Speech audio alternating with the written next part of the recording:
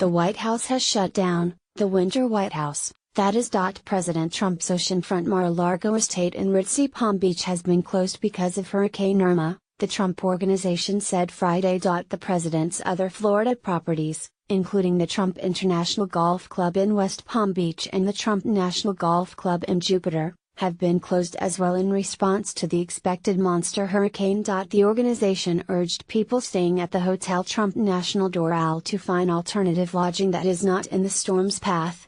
We are no longer accepting any new reservations at this time, and in the event that the city of Doral is included in any evacuation order, affected guests will be required to find alternate lodging outside of the evacuation zone or possibly relocate to an evacuation center, the statement said.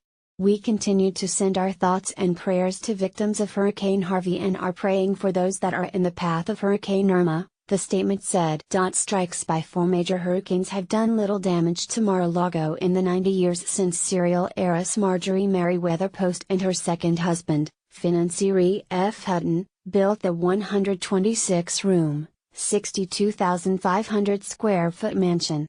It cost them $5 million, the equivalent of almost $70 million today. The 3-acre estate is exposed to tropical weather, bisecting a narrow barrier island, flanked by the Intracoastal Waterway and the Atlantic Ocean.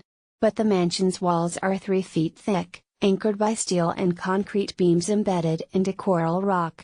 It's the safest place in the world for a hurricane, said Anthony Sinical, Trump's longtime butler and Mar-a-Lago's unofficial historian, in an interview with the Associated Press last year. That house ain't going nowhere. That house has never been seriously damaged.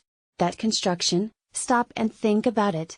There were 300 guys that worked on the outside of that building. On Friday, shutters could be seen covering some of the mansion's windows. Jeff Masters, director of the Weather Underground Forecasting Service, said Thursday that the biggest threat to Mar-a-Lago won't be Irma's winds, which could top 140 miles per hour when it reaches Palm Beach. Instead, it will be storm surge, which he said could reach 8 feet in a worst-case scenario. An interactive map by Climate Central shows that a more likely 6-foot sea rise would put some of the property's low-lying areas at peril. An 8-foot surge could cause some water damage to the main buildings. Trump bought the property in 1985, when it was in disrepair, for $10 million, and spent millions refurbishing it before turning it into a club in 1995.